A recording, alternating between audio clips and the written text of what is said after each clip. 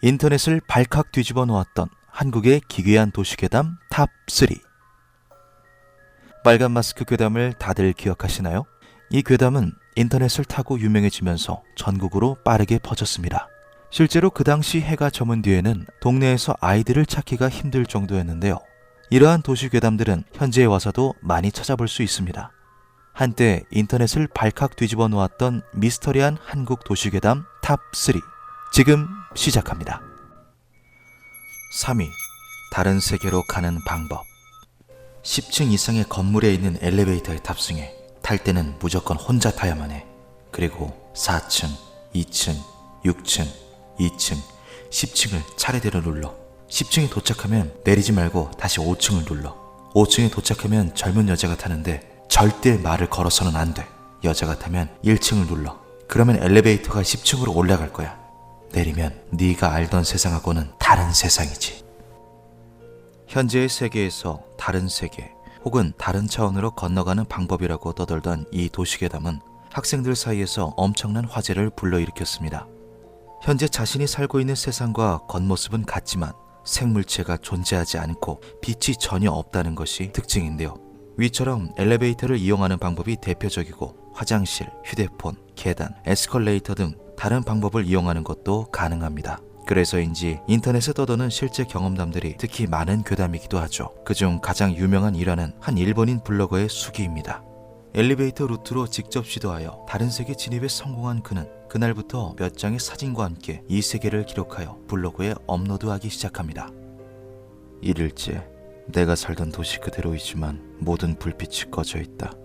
건물들은 텅 비어 있고 자동차도 보이지 않으며 어디선가 계속 썩은 내가 풍겨온다. 3일째, 사람의 형체 하나 보지 못했다. 여기는 해가 뜨지 않는 곳인 것 같다. 돌아가는 방법을 모르겠다.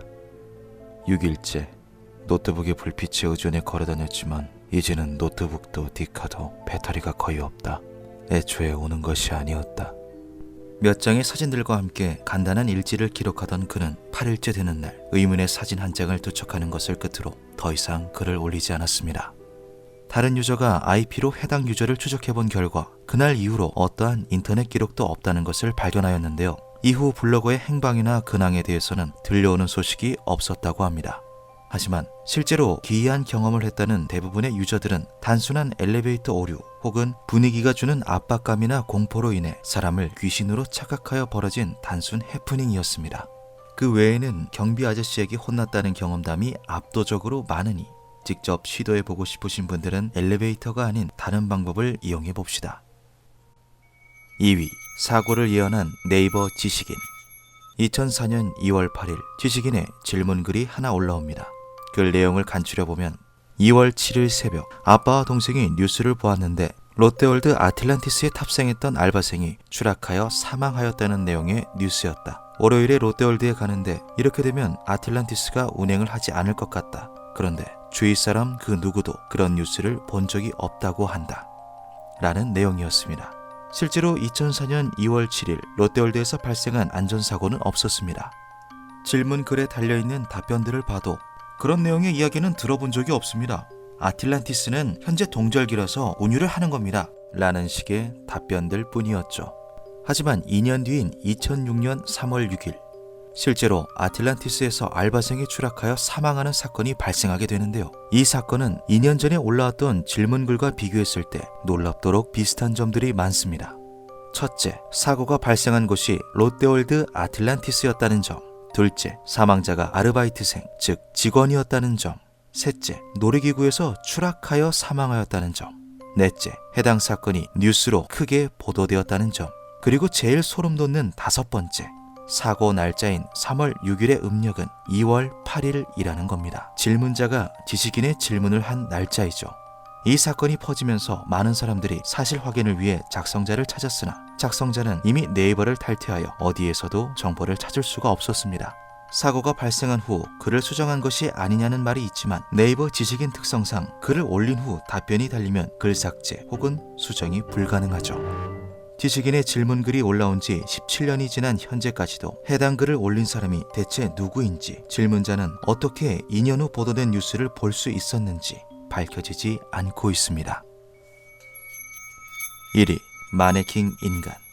마네킹 인간은 2004년부터 16년 정도까지 목격된 기괴한 사람을 일컫는 말입니다. 인터넷에 떠도는 수많은 목격담들을 종합해보면 특징은 이렇습니다. 표정이 없으며 얼굴에서 어떠한 감정 변화도 느껴지지 않는다. 걷는 움직임이 사람 같지가 않다. 혹은 기괴한 자세로 서 있다. 눈이 흰자 혹은 검은 자밖에 없거나 낙서로 눈동자를 그려넣은 듯한 느낌이다.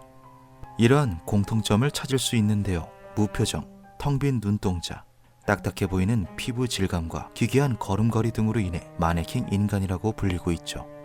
대구에서 목격된 일화가 특히 많으며 홍대와 이태원 근처, 심지어 에버랜드에서 목격했다는 사람도 있는데요. 때문에 마네킹 인간이 한 명이 아닌 다수라는 의견도 있습니다. 이들은 대부분 움직이지 않고 있는 모습으로 목격되었으나 걷는 모습을 본 사람들은 상체에는 어떠한 움직임도 없는데 다리만 아주 천천히 움직이며 걸었다. 그런데 그 모습이 너무 기괴해서 글로 표현이 다 안 될 정도다. 몸을 좌우로 흔들어 반동을 주며 걸었고 무릎을 구부리지 않았다. 걸음걸이가 너무 인조적이었다. 라고 말을 하였습니다. 사람을 보고 첫인상에 기괴하다, 인조적이다 라는 느낌을 받기는 매우 힘듭니다. 사람과 비슷하지만 사람이 아닌 것을 보고 느끼는 혐오감을 불쾌한 골짜기라고 부르는데요. 그러한 이질감을 느낀 것은 본능적으로 저것이 사람이 아님을 깨달은 것이 아닐까요? 이 사진은 마네킹 인간의 실제 모습이라고 알려져 있는 사진입니다.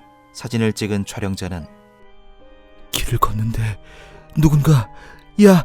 하고 소리를 질렀다.